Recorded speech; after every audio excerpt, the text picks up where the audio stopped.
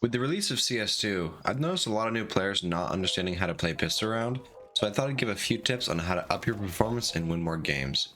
Boo also has a great video on this. It'll go a little more in depth and I'll put it in the description below, and I highly recommend you guys to watch this after. Let's start off with the most important thing to do on pistol rounds. Buy something. Yes, you should always be buying something on the first round of the game, and there is no real reason you should be saving. Pistol rounds were already some of the most important rounds back in CSGO, and with the change to MR12 and CS2, they only increased their importance.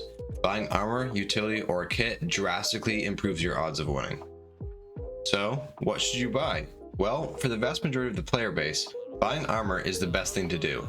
Some of you may be asking, what's the point of buying armor if I'm just going to get headshotted? Well, two reasons: aim punch and damage reduction. When you have body armor, the damage reduction for pistols is so great that you essentially become a floating head where the only way to kill you is to hit a lucky headshot. This is especially true for CTs, as the Glock is one of the worst guns in the game against armor. Even most pros buy armor on pistol round, and they're facing the best aimers in the world. Getting aim punch is not only one of the most annoying parts of CS, but it makes it nearly impossible to fight back. The first player to get aim punch is going to lose the fight nearly every time, so with body armor's ability to stop the aim punch, it easily becomes the best thing to buy. Other buy options I mentioned were other pistols obviously, and util. Now, for the other pistols, there are a few things to note. If you are buying a gun on pistol round, you should probably not be the one using it.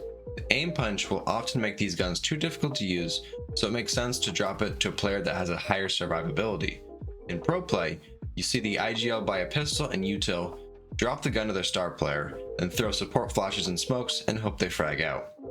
Examples of good pistols to buy are the P250, Tech 9, and dualies, as they do good armor damage, have great running accuracy, and still allow you to buy some grenades. Pistols you should almost never be buying are the Deagle and R8. Acceptable grenade buys are the smokes, flashes, and occasionally frag or incendiary grenades in specific scenarios. The smokes and flashes will help your teammates take control of the map, while the grenade does some much needed damage, especially against unarmored foes. Molotovs and incendiary grenades are great on buy rounds, but on pistol rounds they are very situational, and often most other items are going to be better. This line of thinking also applies to defuse kits. While they certainly will win you some rounds, oftentimes pistol rounds are played so fast that having a defuse kit does not actually matter. Now for strats, we're going to keep it pretty simple. As Ts, your goals should be to get up close and personal to the CTs and plant the bomb. The Glock is best when you can overwhelm defenders with as many shots as possible from as close as possible. Unlike the USP, the Glock doesn't always one-tap an unhelmeted opponent at range, so it is vital that Ts can close the distance. The Glock also holds nearly double the ammo as the USP and has decent running accuracy, so spamming is a viable strategy. A good way to avoid the one-tap and close the distance is to jump corners. While this is ineffective against full auto rifles and SMGs, jumping makes it incredibly hard to land a pistol headshot. Planting the bomb can help your team out even if you lose. By getting the plant down, terrorists get an additional $800 that allows them to have a better buy than the victorious CTs. Ts should always be forcing after a bomb plant loss, as they can buy Galils, MAC-10s with utility, and maybe even a hero AK. Not to mention that if the Ts win the force buy, CTs are then put into a double eco. As a CT, you should be trying to get as much info as possible without dying. Coordinated nade stacks can work out well, but unsupported solo rushes will instantly lose your team the round.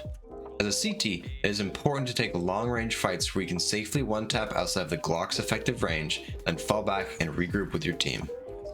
Stacking bomb sites is also a good option if you think you can read the other team, as more players equals more bullets, and dualies are the preferred weapon of choice for any CT because two guns are always better than one. I hope this video helped you improve your pistol rounds, and if there's only one thing you can take away from this, it's to remember the golden rule: always buy something.